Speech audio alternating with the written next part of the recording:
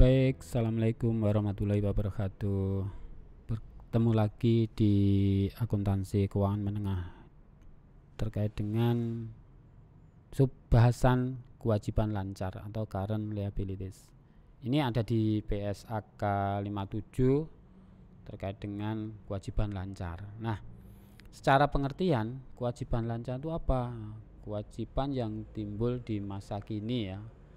Di masa kini akibat peristiwa masa lalu, di mana pada saat jatuh tempo atau itu perlu pengeluaran sumber daya. Nah, atau secara pengertian kewajiban kini atas perusahaan yang timbul dari peristiwa masa lalu yang penyelesaiannya itu diperkirakan mengakibatkan pengeluaran sumber daya perusahaan.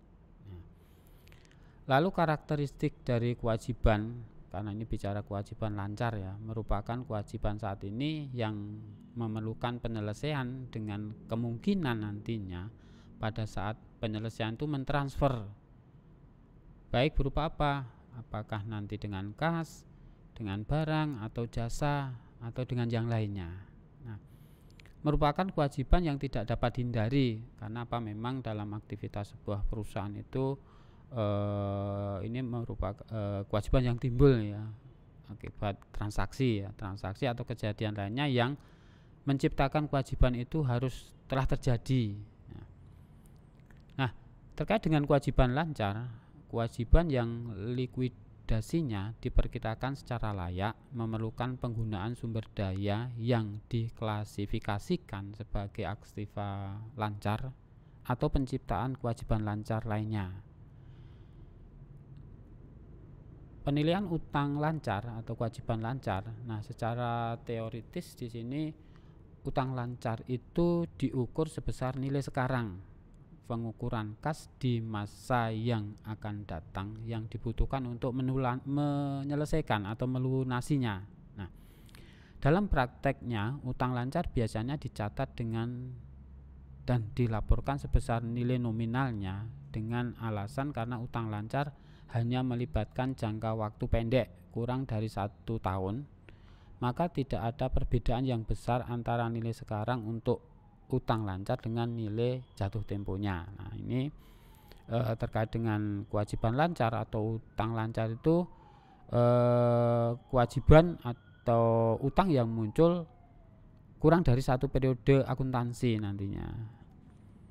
Pengelompokan utang lancar di sini karena utang melibatkan pengorbanan di masa yang akan datang, maka akan memunculkan atau mengandung unsur ketidakpastian.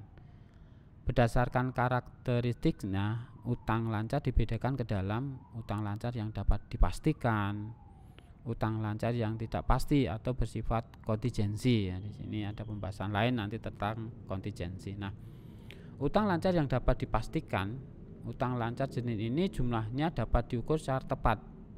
Jumlah kelas yang akan diperlukan untuk melunasi dan tanggal pembayarannya telah ditentukan dalam bentuk janji tertulis atau lisan. Tidak ada ketidakpastian mengenai fakta bahwa kewajiban tersebut telah timbul dan jumlah yang akan dilunasi. Nah, di sini mengenai fakta bahwa kewajiban itu telah timbul. Nah, kapan nanti pelunasannya? Ya pada saat terjadi kontrak atau perjanjian di dalam invoice atau di dalam fakturnya. Nah, di sini jenis-jenis kewajiban lancar ya, ada utang usaha, utang wesel bayar, utang bank jangka pendek, liabilitas jangka pendek yang akan jatuh tempo, liabilitas jangka pendek yang akan didanai kembali, utang dividen, uang muka pelanggan, pendapatan diterima di muka, utang PPN, utang pajak penghasilan, utang gaji. Nah, ini akun atau transaksi atau jenisnya akun yang menimbulkan adanya kewajiban lancar.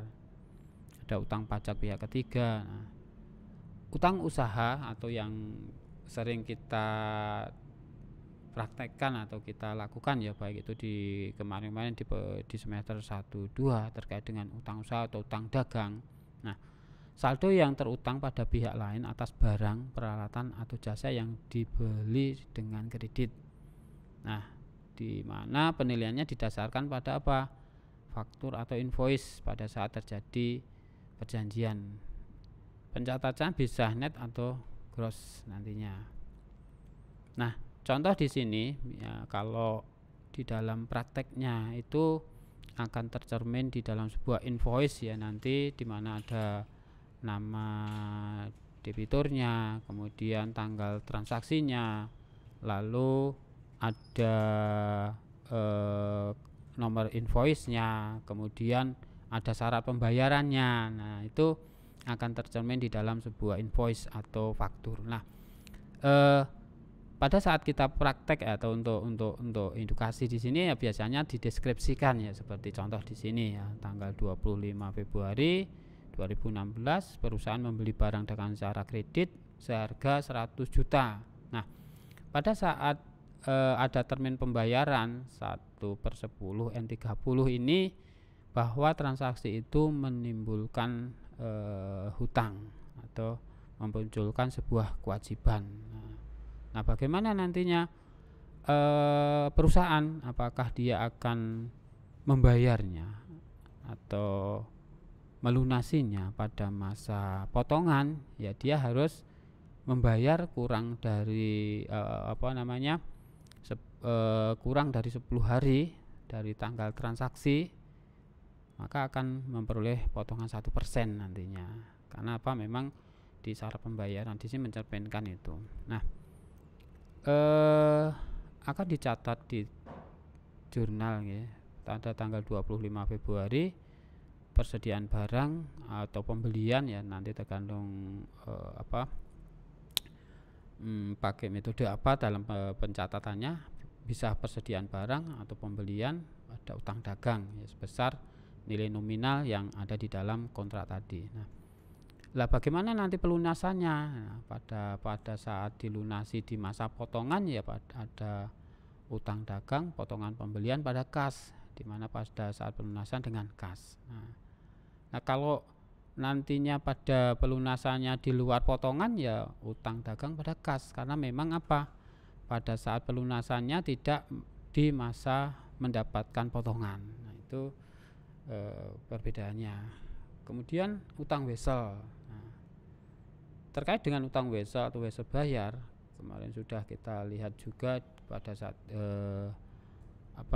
kita bicara piutang ya, tapi di sini dari sisi utangnya ada wesel bayar. Kalau di piutang itu wesel tagih. Nah, untuk wesel bayar perlakuannya sama ya, nanti pada saat kita menghitungkan untuk menentukan present value cash flow-nya ya, di mana pada saat wesel itu diterbitkan bisa berbunga maupun tanpa bunga. Nah, sehingga yang perlu kita perhatikan pada saat wesel itu berbunga, di mana bunga nominal itu lebih tinggi dengan bunga pasar, atau bunga nominal lebih rendah dari bunga pasar. Begitu juga pada saat pembayaran bunga, maka juga harus kita perhitungkan nantinya bagaimana perlakuannya jika bunga itu dibayarkan satu periode sekali atau dalam satu periode 2 kali. Nah, itu ada kemarin sudah kita sampaikan juga di pertemuan offline ya, pada saat kita bicara piutang pakai rumus 1/I untuk menentukan present value cash flow-nya atas nominal, atau pakai tabel anuitas. Nah, bagaimana untuk menentukan pendapatan akan bunganya ya, pakai rumus juga bisa 1 + I/N dibagi I. Nah, I di sini nanti yang dipakai adalah bunga pasar, kemudian N-nya jangka pembayarannya 2 tahun, 3 tahun, atau umur dari wesel itu sendiri. Nah, pada saat bunga itu dibayarkan 2 kali dalam satu periode, maka I-nya dibagi 2, N-nya dikali 2, itu pada saat menggunakan perhitungan. Namun pada saat dengan tabel anuitas ya tinggal melihat aja di dalam tabel. Nah, ini terkait dengan bagaimana menghitung wesel di mana wesel itu berbunga. Nah, karena merupakan janji tertulis untuk membayar sejumlah utang tertentu pada tanggal tertentu di masa depan, dapat berasal dari apa? Ini ya, pembelian, pembiayaan, dan transaksi lainnya. Nah, di mana klarifikasi atau kategori wesel ini bisa jangka pendek maupun jangka panjang. Kalau jangka pendek itu kurang dari 1 periode akuntansi dari umur wesel itu sendiri. Nah, jika jangka panjang ya lebih dari 1 periode akuntansi. Nah, ini nah, tadi sudah saya singgung, bisa berbunga maupun tanpa bunga. Misal contoh di sini 1 Januari 2016 perusahaan membeli barang dagang sebesar 5 juta dengan menandatangani wesel 30 hari berbunga 12%. Nah, kita hitung aja nanti untuk tanggal 1 Januari terjadinya transaksi ya persediaan barang pada utang wesel, atau juga bisa mencatat pembelian barang pada utang wesel sebesar nilai nominalnya. Nah, sehingga pada saat tanggal jatuh tempo nanti akan ada pengakuan ya terkait dengan pendapatan bunga. Dalam satu sisi ada pendapatan bunga, dalam satu sisi ada biaya bunga nanti. Nah, untuk jurnal tanggal 30 Januari itu karena apa? Tanggal pelunasan di mana wesel tadi kurang dari 1 periode akuntansi atau masuk di dalam kewajiban jangka pendek, maka utang wesel, biaya bunga atau beban bunga pada kas, sehingga kas yang harus dibayarkan 5.050.000 ini terkait dengan utang wesel. Begitu juga di lain-lainnya. Nah, bagaimana nantinya terkait dengan wesel itu ada kewajiban ya untuk wesel bayar, di mana wesel itu 4 bulan.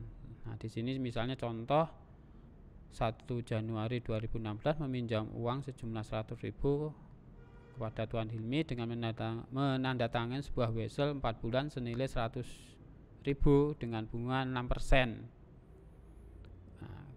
Karena meminjam berarti apa? Ini yang mencatatkan adalah PT Nisa, maka kas pada utang wesel.